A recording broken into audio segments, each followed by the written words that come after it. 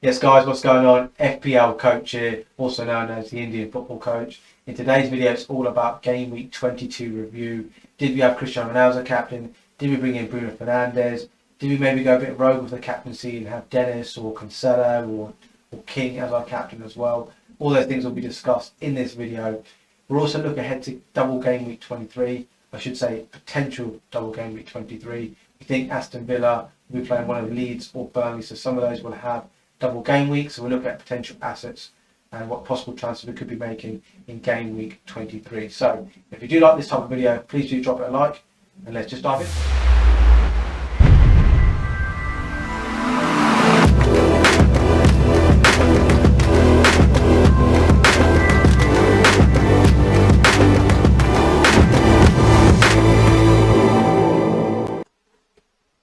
Okay, so let's just run through my team, how we got on, how many points I got. As you can see in front of you, an absolute stormer of a week as well. So you're really pleased with that. We'll run through the team, obviously some double game week players in there. There's kind of cancellations with COVID and stuff as well. So we'll talk all about all of that as we go along. So starting off, I played a 1-3-4-3 formation. So De Gea in goal, had the double game week. Didn't have any clean sheets, conceding 2 goals away to Aston Villa, and also conceding a goal against Brentford last night as well. But he did pick up some save points and he did pick up, I think, a bonus point or 2 as well in one of the games as well. So 8 points across 2 games. It's not disastrous, so I'm quite happy with that. 8 points, we keep moving. Cancelo picked up 11 points in a single game week. They won 1-0 at home to Chelsea. Picked up an assist and a clean sheet and some bonus points as well. So happy days. Cancelo keeps doing what Cancelo does, so we keep moving. Trent picked up 10 points, another haul for him, so he had a clean sheet, picked up 1 bonus point, picked up an assist as well, so 10 points for him in the 3-0 win home to Brentford. West Ham had a surprise 3-2 defeat home to Leeds. Soufal picked up just 1 point, obviously he conceded 3 goals. Moving on to the midfield, Bowen picked up 7 points, scored a goal, could have had more again, so quite happy with that. Obviously they lost 3-2 at home to Leeds, like I discussed about, but no alarm bells going forward. Foden picked up the midfield clean sheet point, and so did Jota as well. So both of them picked up 3 points in their respective wins. Bruno Fernandes, who was one of my transfers in this week, absolutely, thank you so much. Thank you so much, Bruno. You've helped me out massively. So he scored a brace in the first game of the 2-2 to Aston Villa. Picked up bonus points as well, obviously a captain, so everything doubled. And then in the second game, he picked up 2 assists. Probably should have scored a goal right at the end as well, but I can't be too greedy. So he's picked up 46 points for me. Really happy with that. He was a placeholder for Mo Salah whenever he comes back, but I'm thinking if he continues his form, then I've got to find another way possibly to bring in Salah. And obviously I've got Son on the bench who is injured at the moment, so maybe that might be a transfer that I end up doing. It just depends on what Bruno Fernandes' form is like over the next few weeks. Moving into the strikers then, so Calvert-Lewin was my other transfer in this week. It was for Ivan Toney, so you know, if I didn't make that -4, I picked up Ivan Toney's points and goal, obviously, if he scored last night. However, I am really happy with having Calvert-Lewin going forward. Lots of double game weeks you'd think coming up in the coming weeks and months. One other note to just mention about Everton is Rafa Benitez has been sacked and Duncan Ferguson is sort of taking charge over the interim period. So I remember last time when he took over from, I think, Ancelotti, or before Ancelotti was appointed, from Marco Silva or Ron Koeman, whoever it was, there was a bit of a bounce there for Everton, and Calvert-Lewin was at the forefront of that as well. So I'm hoping that something similar happens with DCL. However, what I will say is, obviously he's just building himself back to some sort of fitness and form and stuff, so maybe not to expect too much too soon. Not be hasty as well. If he doesn't, haul in the next game or doesn't get a goal or assist, don't just think, well, I'm going to get rid now. That's 3 games, no returns. It's going to take him some time. This is effectively a brand new pre-season for him. Moving on to Dennis. So they were meant to have, so Watford were meant to have a double game week, but one of their games got postponed because of COVID, but from Burnley's case. So they're meant to play Burnley in the second game. That's been postponed, so it ended up being a single game week for Dennis. He just picked up 2 points. And then Antonio picked up 4, picked up an assist in that 3-2 defeat at home to Leeds. Moving on to the bench then, so Ben Foster is now back for Watford. He picked up 2 points. Now, interestingly, Watford will have 1 or 2 double game weeks going forward. And obviously, if you think about playing your bench boost, then it might be quite handy to have Ben Foster as your second goalkeeper. Son is also on my bench. Ideally, it was him that I wanted to transfer out to get in Fernandes, but I just couldn't afford it, hence why I had to get rid of Mo Salah. Mitchell picked up 2 points, and Brandon Williams picked up 6. They beat Everton 2-1 at home, and he also picked up an assist and 1 bonus point. So it kind of happens every now and then when you've got a bit of bench fodder on your bench. Obviously, they're going to pick up points here and there. So it is what it is. I'm not too alarmed by that at all. So what that means is for my team, that leaves me on 1,435 points, which I'm really, really happy about. My rank has increased from 48,393 up to 17,775. So you're looking at about 30k rank increase whilst being inside the top 50k as well. So that's massive. I think about 68% increase, which is massive. So I picked up 97 points for the week, 4-point hit as well. So that puts me down to 93. Like I said, at one point I did have Bruno having more bonus points, and I had obviously De Gea's clean sheet as well. And obviously Fernandes midfield clean sheet point as well. So I think I was sitting on 105 points at one point, but it came down to 97. Sorry. So it is what it is. Really, really happy with that. Squad value is 106.1 million, 0.8 million in the bank. Obviously, I used 2 transfers this week, which was a -4, which I was quite happy with.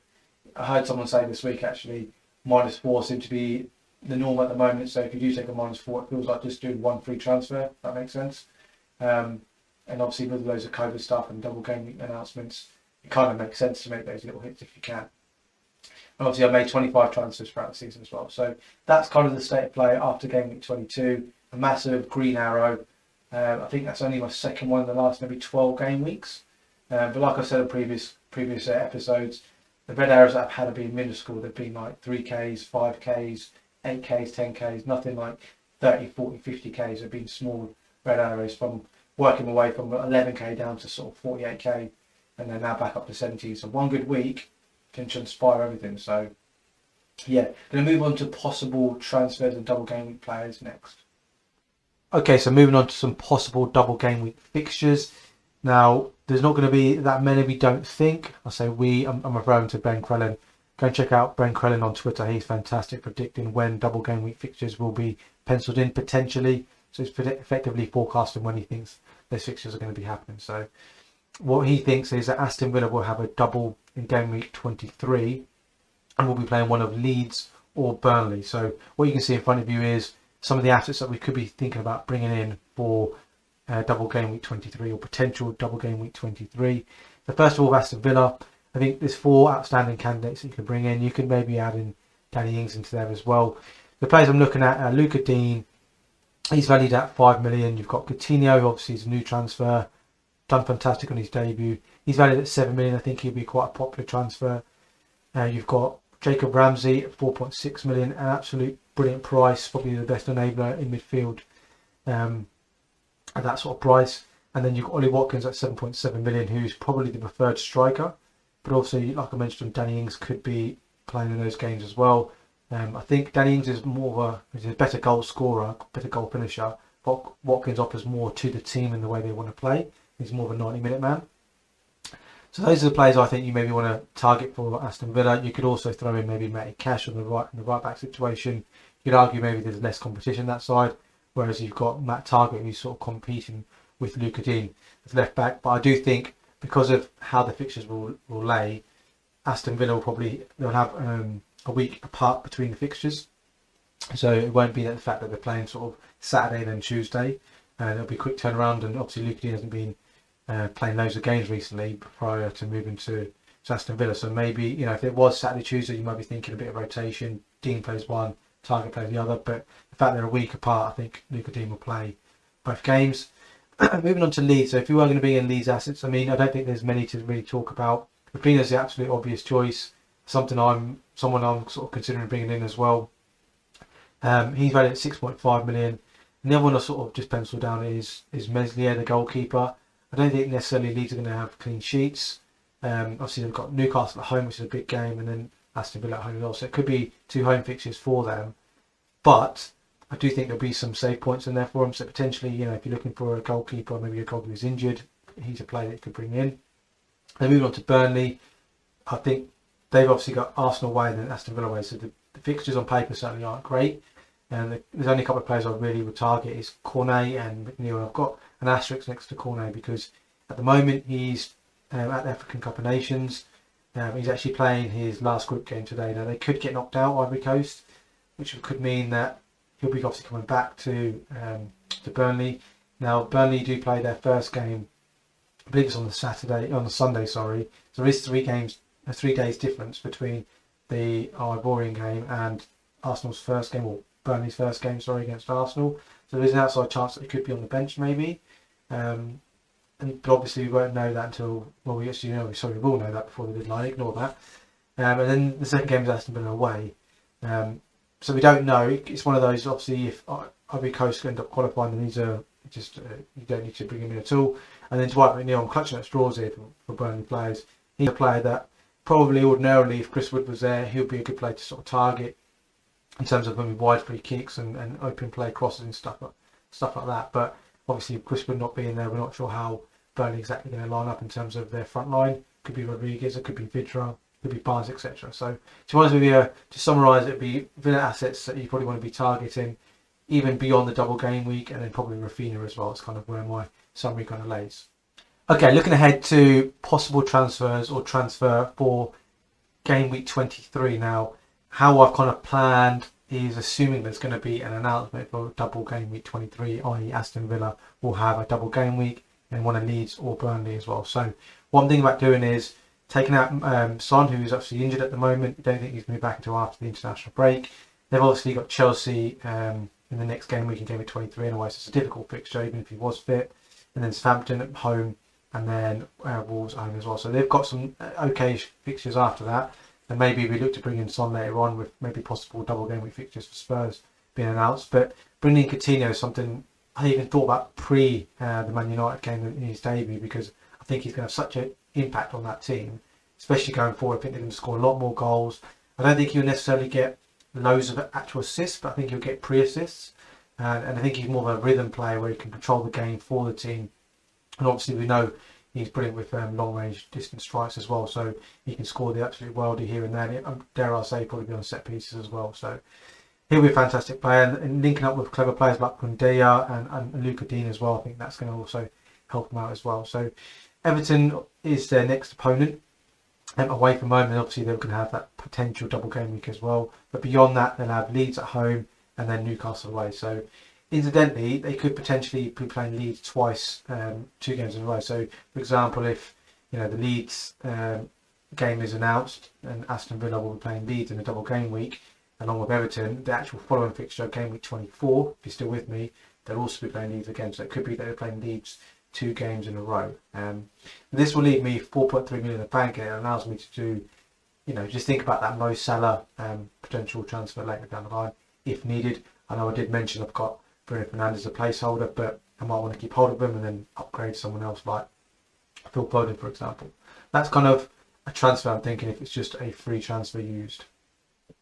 Okay, moving on to transfer option number 2. This is for a 4-point hit, so that'll be 2 transfers used. It also leaves me 4.4 million in the bank. So again, it allows me the flexibility to somehow get to Mo Salah when needed. So the Son to Coutinho transfer, I think that's quite confirmed in my head at the moment, provided there's no injuries or COVID related issues. And then the other one I'm thinking about is Antonio. Now his form has been okay-ish in terms of FPL points. On the pitch it's been okay as well, I would say. It's not been outstanding, but it hasn't been terrible either. But I just feel like he looks a bit leggy. Maybe this international break would actually do him some good. But they've got Man United at home this game week anyway, which he could do quite well in. He could score a goal, no problem at all. And then Watford and then Leicester after that. So it's okay, but it's just recognising what players have double game weeks. Do you think those players are going to score or outscore those single game week players? That's the decision you've got to make in your head. And then the player I'm thinking about bringing in is Ollie Watkins. Touched on him earlier on. He looks like he's a player who's going to play more 90 minutes than maybe Danny Ings. What I will say is, I don't think this will happen before, if this double game week is announced in game week 23. Aston Villa have been linked with Luis Suarez as well. Now, if he comes in as well, that's an absolute monster of a player, and who I would have thought not really necessarily walked into the team, but he's going to play a lot of minutes. Whether it be playing as maybe a double 10 behind Ollie Watkins, or playing, in sort of rotation with Ollie Watkins and Danny Ings as well. So that's something to sort of just monitor in the second half of the season. He's valued at 7.7 million. He's actually owned by 13.3% of the game as well. So he's not massively owned, but I'd imagine if that double game week is announced, that'll probably go up and probably double, no problem at all. So that's kind of what I'm thinking for a 4-point hit. Okay, so this is how my team's going to line up for game week 23 now.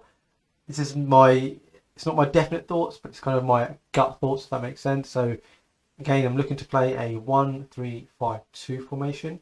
So Ben Foster will actually come in goal, home to Norwich.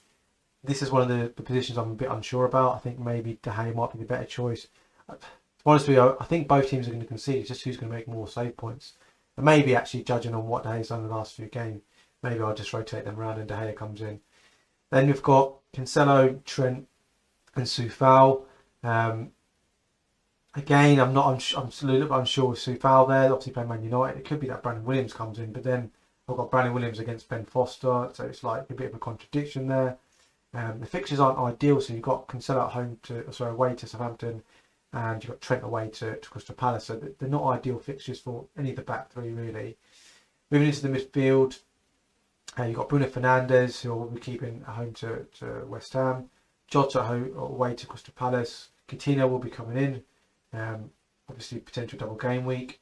And then Bowen against Manchester United, and then Phil Foden, who is actually my vice captain as it stands right now, away to Southampton. And then moving to the strikers, you've got Calvert-Lewin home to Aston Villa, and then you've got Watkins away to Everton. And Watkins will be my captain. Obviously, again, I'm just preempting that it could be a potential double game week in there. And then on my bench, like I touched on earlier, there's players I think I do want to start, but I'm not sure. So De Gea could come in for Foster. Dennis is the real one. Like, they're playing Norwich at home. Norwich obviously pretty much always concede. So it's like, do I really want to have him on the bench at home to Norwich, who are the worst defence in the league? So if he does come in, I'm not sure who will be taken out. It could be anyone. It could even be Jota. It could be. I don't think it's going to be Coutinho or Watkins. It could even be Jared Bowen. I didn't think I'd do that, to be honest with you. Or think about that, because he's been in terrific form. And then obviously it could even be Phil Foden. I don't know what I'm going to be doing there. I'm kind of almost hoping that maybe someone gets injured. That's probably a horrible way to look at it. And probably in the short term it kind of helps me out, but in the long term it kind of causes a bit more of a problem. So maybe I'm not hoping for that. And then Mitchell home to Liverpool and Williams away to Watford. It's kind of where my team's looking at the moment. Double game weeks hopefully will be announced today, maybe even tomorrow before the Friday deadline. It's a good point to sort of mention. It's a Friday deadline. Norwich away to Watford on a Friday night, so it'll be quite a big game in terms of teams at the bottom of the league. So yeah, that's kind of how my team's looking for game week 23. There you have it, guys. That is game week 22 review in the bag, and early thoughts in terms of transfers and what my captaincy choices could be for game week 23. Let's all pray that it's going to be a double game week for the likes of Aston Villa and maybe Leeds. If you did like this type of video, please do drop it a like. It does help with the YouTube algorithm. More people that like this video, it lands onto people's feeds a lot more. And also it just helps me recognise that there is support out there for me on this journey, and it'd be much appreciated. Your support is always appreciated. Final thing to say is, if you haven't subscribed to our channel, please do so. It does help the channel grow that little bit further. There isn't just FPL content on the channel. There's loads of football content on there in terms of coaching sessions, Premier League appetizer shows. There's also lots of other bits and bobs on there as well. So please do so. Subscribe to the channel, click that notification bell, and we'll see everyone next time.